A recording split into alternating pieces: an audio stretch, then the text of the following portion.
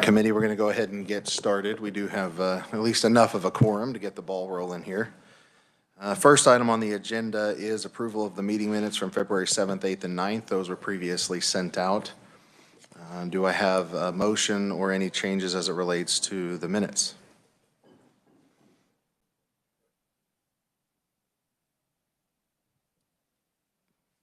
Thank you. Thank you, Mr. Chair. I move approval of the minutes. All right, I was thinking Representative Heiberger seconds. All in favor of approving the minutes, say aye. Aye. Opposed, no. All right, that passes. So moving on, we'll now have a hearing on House Bill 2329, and we'll ask Natalie to give us an overview.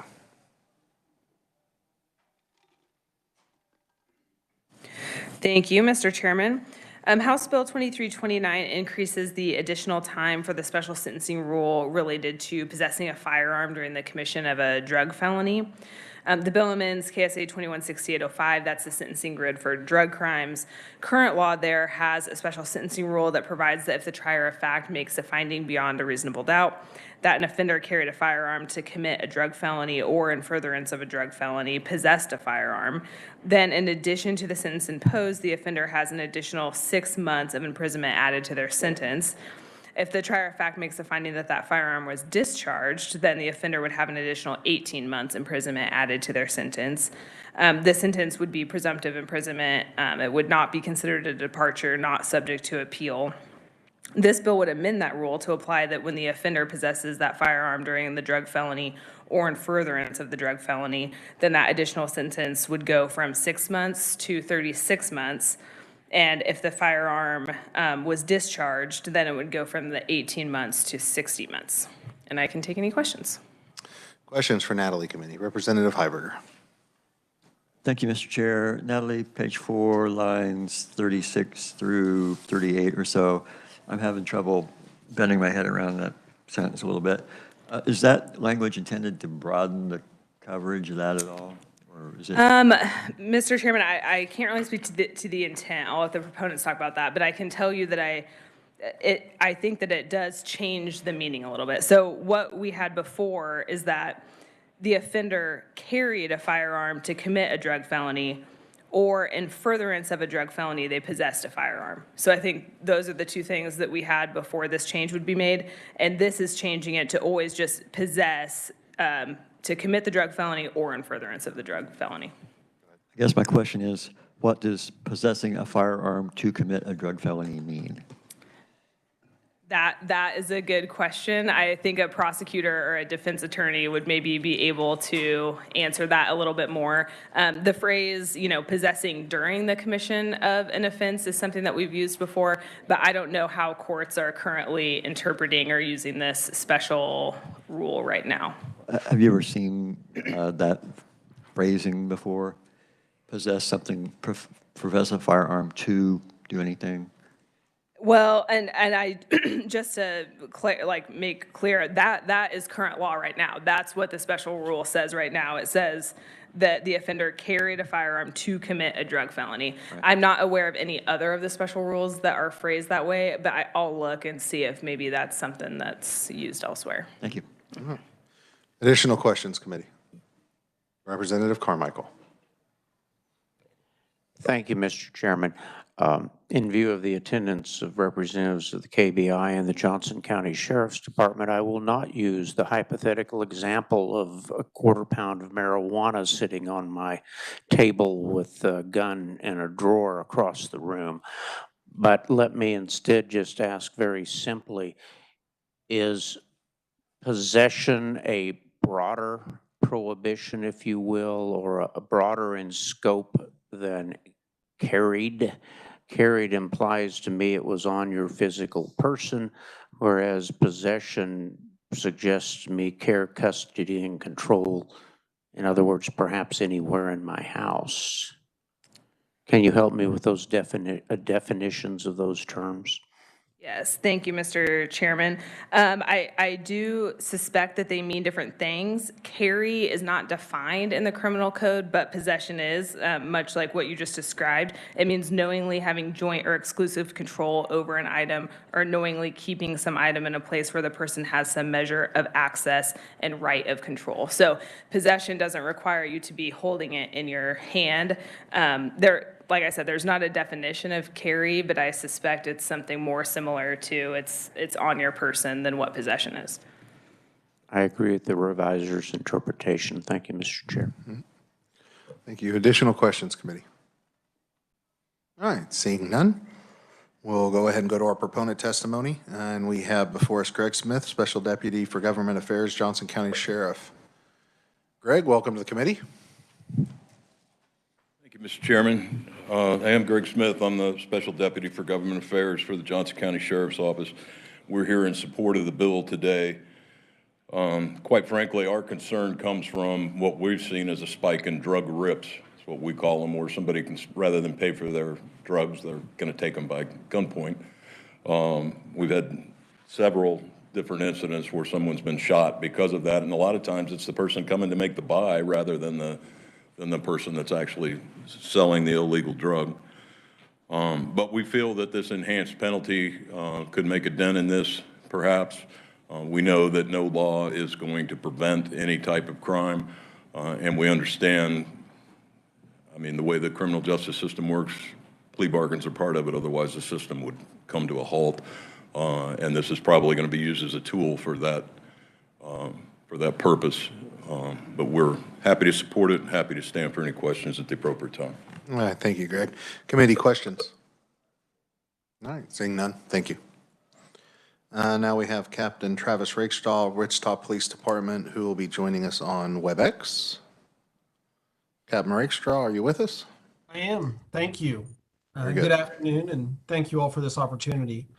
I currently supervise the drug enforcement units for the Wichita Police Department. That unit consists of uniformed officers and undercover detectives that investigate drug complaints across the city.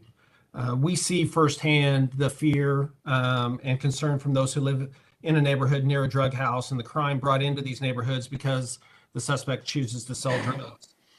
From 2018 to 2022, the Wichita Police Department saw 13 homicides which occurred during a drug transaction. This is just an example of the violence that can occur during drug transactions. Assaults, intimidations, robberies, and shootings in relation to drug sales occur much more often, of course, than homicides do, and they lead to fear in our neighborhoods. Law-abiding neighbors are oftentimes afraid to speak up or afraid to leave their homes due to this activity. From 2020 to 2022, my drug enforcement units executed 98 drug search warrants where there were indications of drug sales and firearms were found. Now, these operations are some of the most dangerous performed by law enforcement, and it's become extremely commonplace for drug sales and guns to be connected, which poses an increased risk to officers as well as justified concerns from citizens that have to live near a drug house. HB 2329, as they stated before, it enhances the penalties, and we think that that is very much needed to help us deal with the problems that we're seeing in our community. So that's why we support this bill. All right, committee questions for Captain Rakestraw. Representative Carmichael.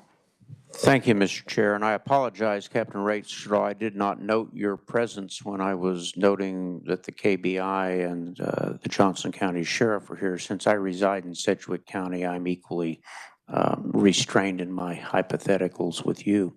Let me move, though, to the 13 homicides apparently in Wichita that were in connection with drug transactions. Could you refresh my memory during what period of time was that? 2018 to 2022. So over a period of 4 years, you're looking at, on average, a little over 3 homicides per year tied to drug transactions? Yeah, and I use that stat only because I think a lot of people, unfortunately, tie drug use and drug sales as a nonviolent endeavor, which is far from the case. As Greg Smith stated, we have robberies, we have shootings, intimidations, aggravated assaults that occur extremely often. Drug sales, to go along with gang violence and domestic violence, are some of the leading causes of violent crimes and criminal acts that we see here in our city. So while I understand that 13 homicides may not sound a lot over a period of 4 years, it is unnerving to me, and with far greater frequently, we see other violent acts such as the robberies, shootings, assaults that occur. Frankly, I would have presumed that it would have been a much higher number. What roughly would be the average number of homicides per year in Wichita during that period? I don't have that number in front of me, sir, but I can get that for you. Well, isn't it somewhere in the area of 50 or so a year? I'm just, For an average, I'd have to look and see. That's probably close. of the 13 homicides during the 4-year period in question that were associated with drug transactions, how many of those transactions were marijuana transactions as opposed to other types of drugs? Again, I don't have that number in front of me. Could you get us that number? Yes. The reason that I ask is I'm contemplating that perhaps the better way to deal with drug transactions involving marijuana that result in assaults and murder, etc., is to legalize and regulate and tax marijuana so that people don't have to enforce these agreements at the point of a gun. My second question concerns the search warrants, 98 search warrants where drugs were found at the same time a warrant was being executed, and there were guns as well. What period of time was that? 2020 to 2022. Okay, so that's a 2-year period. And in that circumstance, were all of the guns located adjacent to or somehow associated with the drugs? Or was it a matter that perhaps you were executing a search warrant for drugs and somebody had a gun safe perhaps downstairs where they had grandpa's rifle and several other heirlooms? To be honest with you, I couldn't tell you how many were in a safe as opposed to were under a bed or under a seat cushion. That's pretty difficult to find out. Okay, well, let me take and I appreciate your patience, Mr. Chair. I'll try to wrap this up. Let me take the gun safe out of the equation. In how many of those search warrants were the drugs found in proximity to the firearm as opposed to firearms being observed incidental to the search?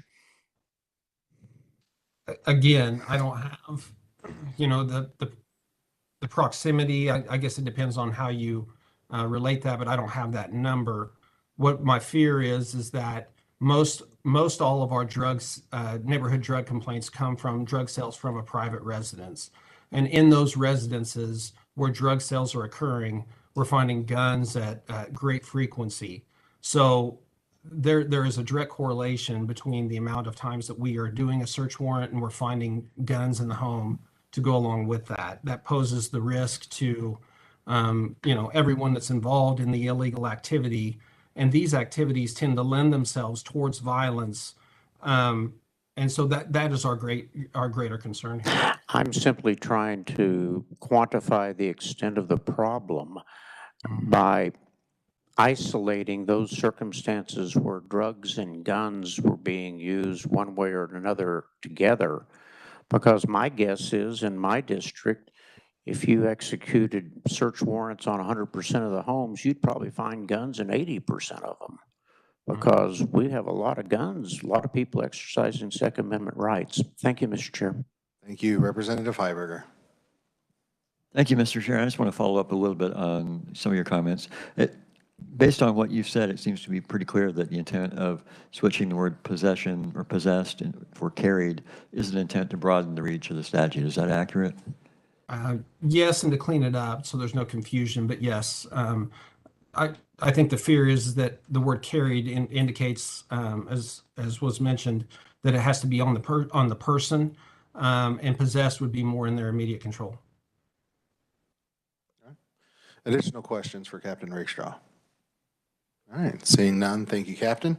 We now have Sheriff Jeff Easter, Sedgwick County, on behalf of the Kansas Sheriff Association, Kansas Association of Chiefs of Police, and the Kansas Peace Officers Association. Welcome, Sheriff Easter. Good morning, or afternoon, I should say, Chairman Owens and committee members. I'm representing the KSA, KCP, and KPOA today. We do support this bill.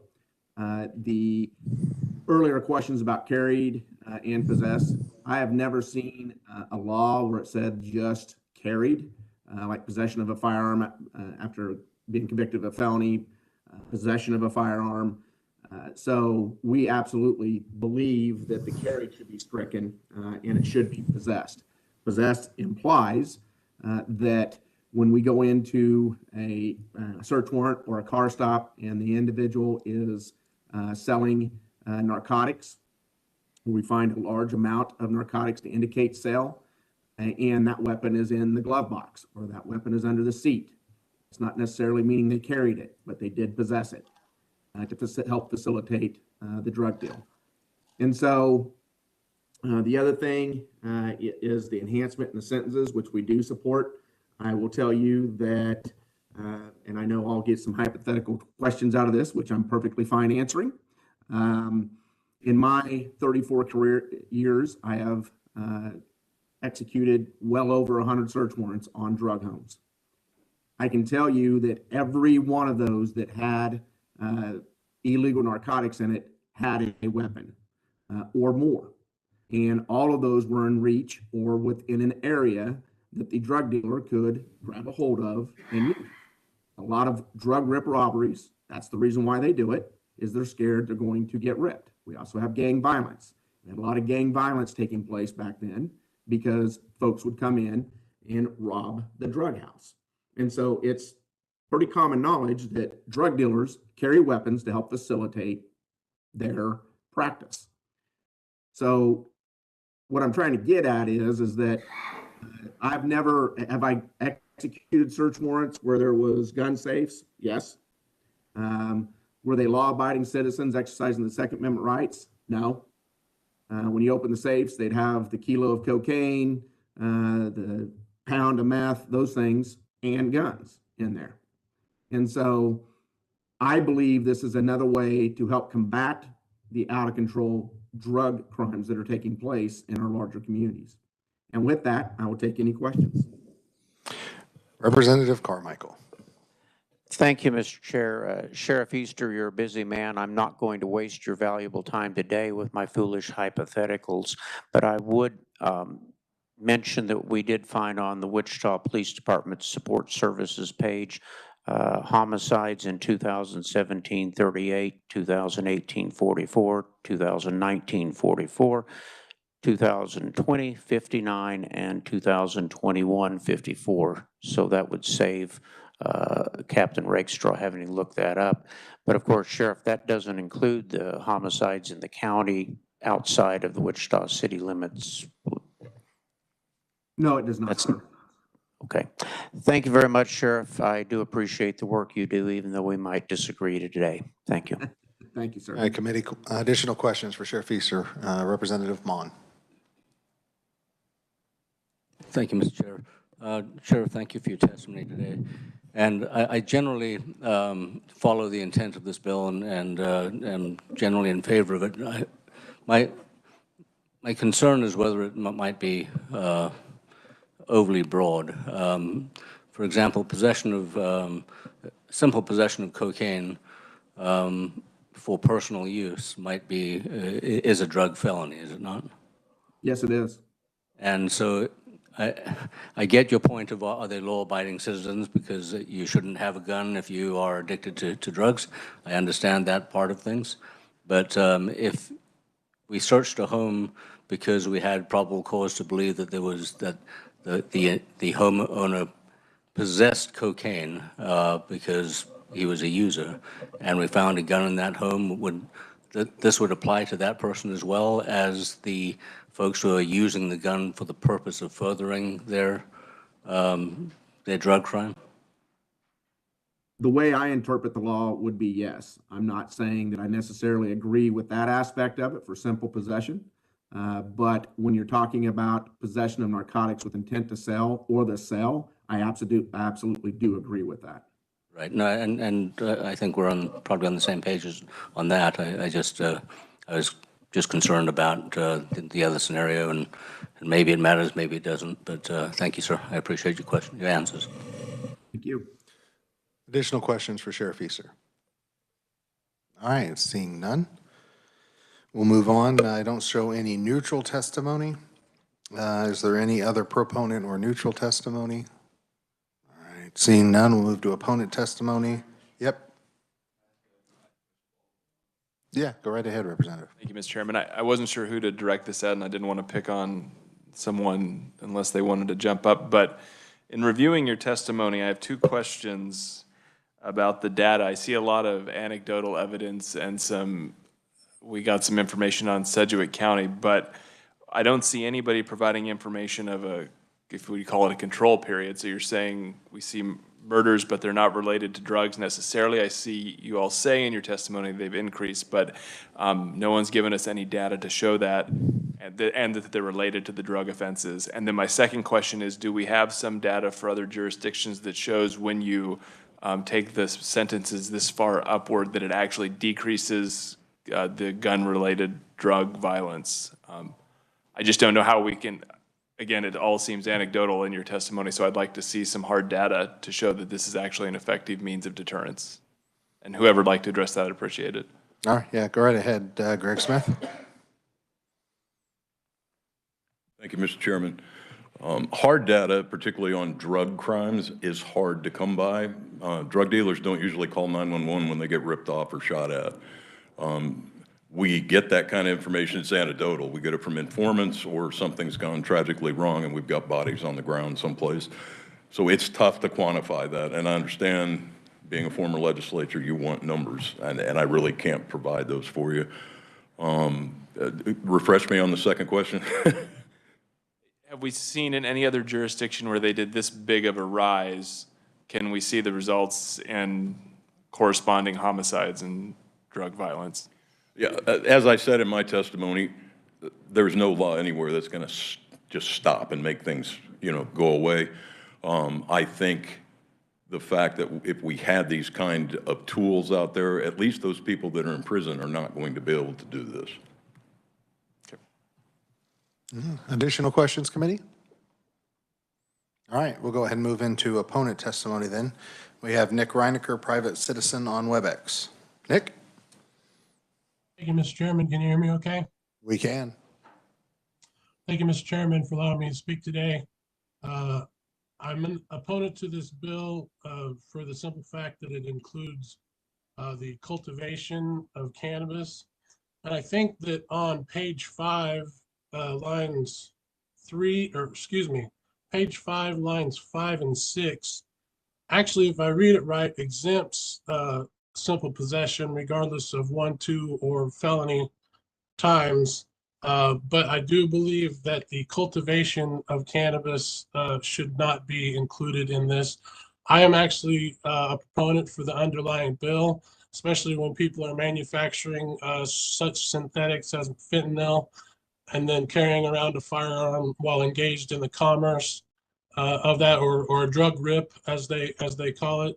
Throw the book at him. I'm okay with that. And as much as I appreciate drug task forces for synthetic illegal substances, we do have sex crimes and other issues that need to be priority. And the easy use of cannabis as a tool for search and seizure actually makes less sense than other substances that are actually legal drugs, such as tobacco, alcohol, coffee, and sugar. But we'll stay away from that. Even if you get into the low THC cannabis, which the legislature has defined as industrial hemp, you still have to be background checked and fingerprinted just to grow raw agriculture commodity that has economic opportunities to it, therapeutic value, and all kinds of things like that. So then we get into the gun rights issue, and I don't know if it's the founders' intentions to regulate what we can plant and what we can't plant, and then to have the government say that they were going to take away our guns because we're planting a certain plant that's been, for lack of a better word, demonized for the past 80-some years. So yes, cultivating cannabis, if you're tending to your 5 plants of cannabis, I guess technically it would be considered a felony. And if you are having a firearm at your house as you're tending to those plants, I don't see that as a violent thing. I don't think that that should be involved in this application. But like, again, I said, if you're involved with the synthetic chemicals, the fentanyls, the methamphetamines, the crack cocaines, please throw the book at them with all your might. I'll stop there. Thank you for allowing me to speak. I'll stand for any questions. Committee questions for Nick? All right, seeing none. Committee, there's also written opponent testimony from Emily Brandt, Assistant Appellant Defender, on behalf of the State Board of Indigent Defense Services Legislative Committee. Take note that some incorrect information was sent out, some corrected testimony was sent out a little bit later. So you'll see that in your email box. All right, committee, is there any other opponent testimony? All right, seeing none, we'll close the hearing on House Bill 2329, and we will open the hearing on House Bill 2398 and ask Natalie to give us an overview. Thank you, Mr. Chairman. House Bill 2398 adds the placing of controlled substances into pills into the definition of manufacture. It increases the criminal penalties for manufacturing fentanyl, and it creates a special sentencing rule to make sentences for distributing fentanyl presumptive imprisonment. Section 1 amends KSA 215701. That's the definition section specific to the drug crimes article in the criminal code. We add a definition of fentanyl-related controlled substances, which you'll see a lot of subsection references there. And essentially, we're just cross-referencing all the substances in the controlled substances sections that are fentanyl-related, contain fentanyl in them. We also amend the definition of manufacturer here to include placing a controlled substance into pill or capsule form. Section 2 amends KSA 215703. That's the crime of manufacturing a controlled substance. This section is amended to exclude fentanyl-related controlled substances from the general rule that manufacturing a controlled substance would be a drug severity level 2 felony, and it makes manufacturing those fentanyl-related controlled substances a drug severity level 1 felony. And then finally, Section 3 amends KSA 216805. That's the sentencing grid for drug crimes, to create a new special sentencing rule for fentanyl-related manufacturing. The rule would provide that a sentence for manufacturing a controlled substance with respect to material that contains fentanyl-related controlled substances would be presumed imprisonment, and it would be 2 times the maximum duration of that presumed imprisonment term. The sentence would not be considered a departure and would not be subject to appeal. And I can take any questions. Questions for Natalie, committee? Representative Carmichael. Thank you, Mr. Chair. Ms. Scott, is THC a controlled substance? Yes, it is. So would this law apply to placing THC in gummy bears that were shaped like a capsule?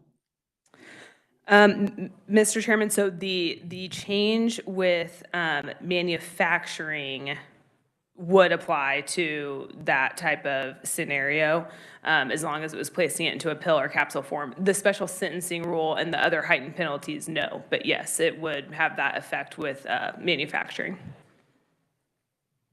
And so I suppose it would equally apply if someone were to place THC into something that was shaped like a pill. This bill would apply. Help me, and I saw you nodding in the affirmative, help me then understand what's the differentiation for other types of controlled substances, if any? Or maybe I missed what you were saying. We talked about the capsule and said, yes, THC, that would fall within this scope of this legislation.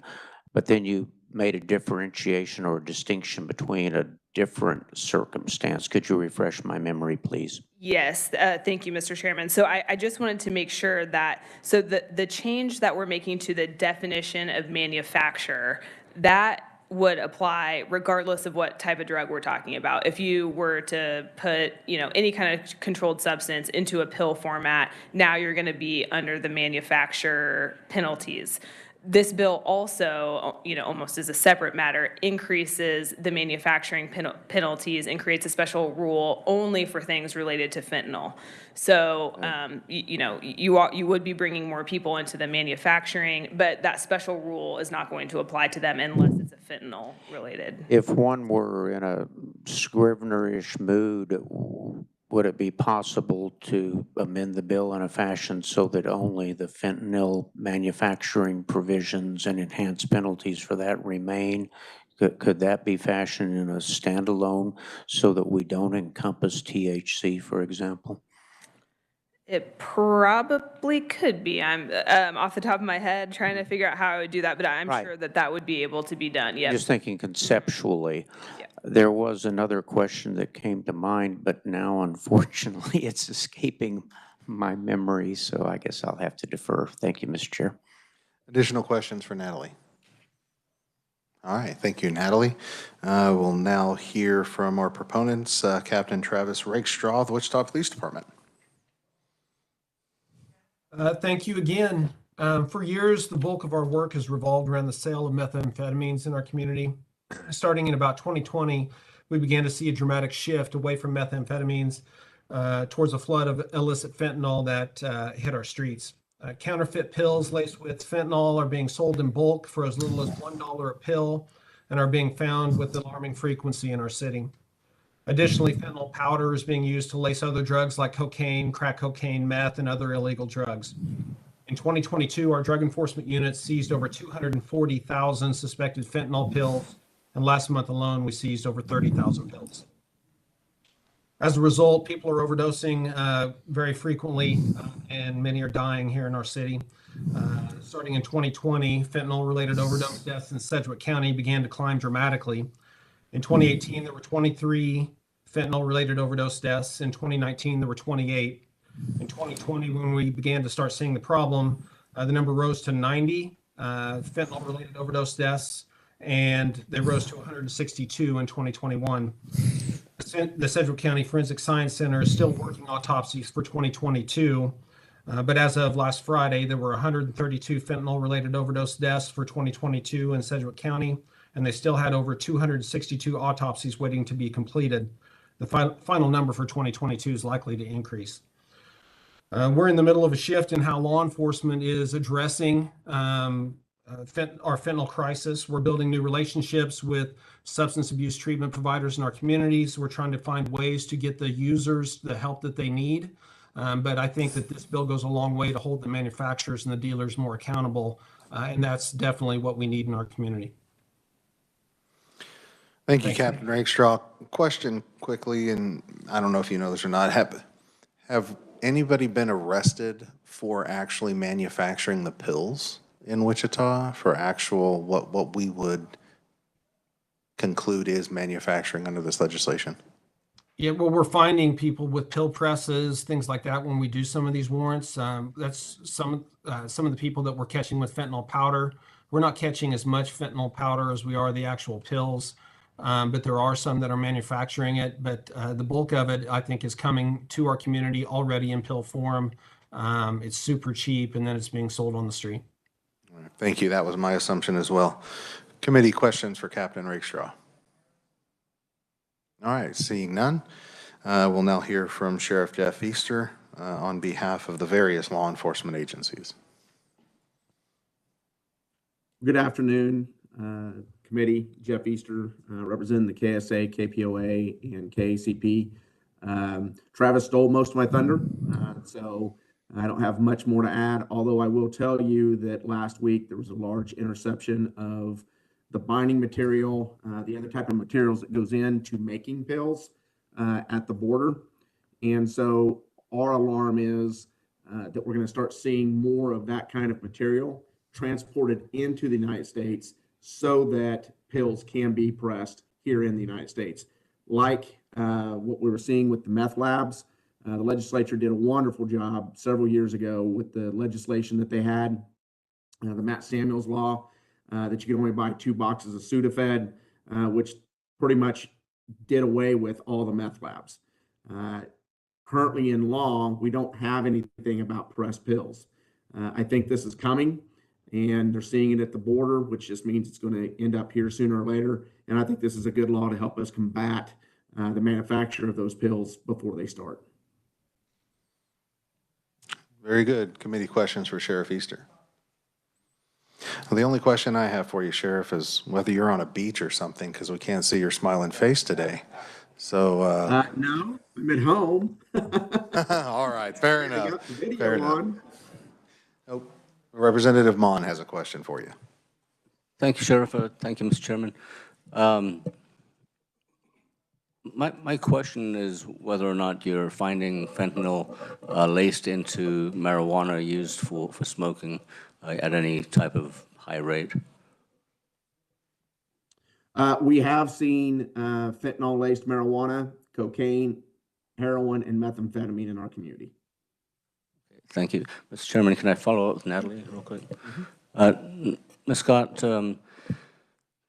does this bill or other definitions of manufacturer include, say, the lacing of fentanyl into a marijuana, either in a brownie or in a actual marijuana cigarette or something like that?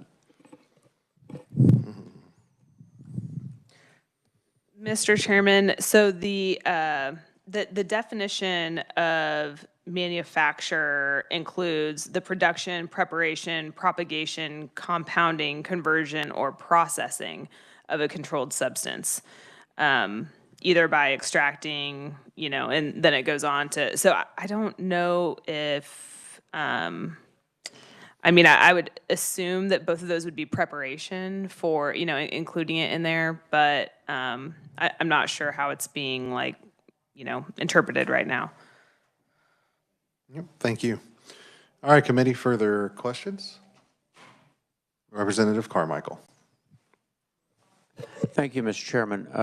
Sheriff Easter, you gave us an anecdotal report that some marijuana has been found with some fentanyl in it, and I know I've heard that story from urban legend. How frequently do you see a bag of marijuana that upon testing also contains fentanyl? Well, that would be through the Forensic Science Center. And so I know we've had one particular case where there was marijuana cigarettes that were laced with fentanyl that we turned in to be tested, and they turned out to be fentanyl-laced marijuana. They've had other things at the Forensic Science Center, but those, I cannot tell you whose cases those were because they were not the sheriff's office. So the evidence the committee has in front of it at this point is one instance with reason to believe there may be others. Fair? That would be fair, sir, yes. Would it be of benefit then for us to legalize fentanyl test strips so that individuals who do choose to enjoy leafy marijuana could test their bag to make sure it doesn't have fentanyl? Would that be something your association might recommend so that people, consumers of marijuana, could protect themselves from adulterated products? So the KSA is neutral on that subject because first off, we do not support anything that helps people with their drug habit. But on the flip side of that, fentanyl is killing people. So we understand that as well. So we would be neutral on that particular subject. And I certainly recognize the difficult dichotomy there for law enforcement. Mr. Chair, I do recall my question for the reviser, if you'd permit. Going back to the gummy bear capsules or pills or whatever that have THC, Ms. Scott, is there any minimum threshold level, for example, THC, or will any scintilla of THC suffice for this sentence enhancement?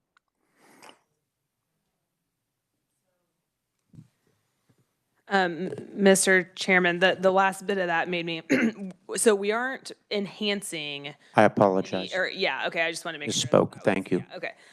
So, and also the gummy bear situation, that could potentially already be covered because preparation, but let's just talk about pills for that matter, putting it into pill form.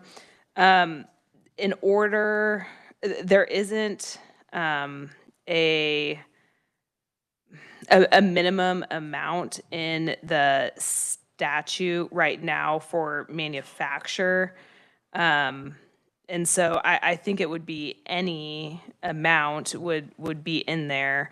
That there are some other provisions though, related to industrial hemp and all of that stuff where it has to be below a certain percentage of THC. So I can't say with, 100% certainty, but I think that it would, any amount that you'd be putting into pill form would fall under the.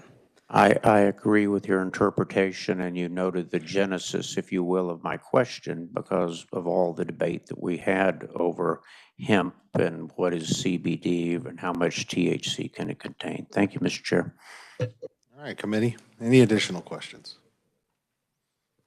All right, I don't have any neutral or opponent testimony. Is there any neutral or opponent testimony out there? All right, seeing none, we'll close the hearing on House Bill 2398. And that will conclude our work for the day. We'll see you guys back tomorrow at 1:30. Thank you.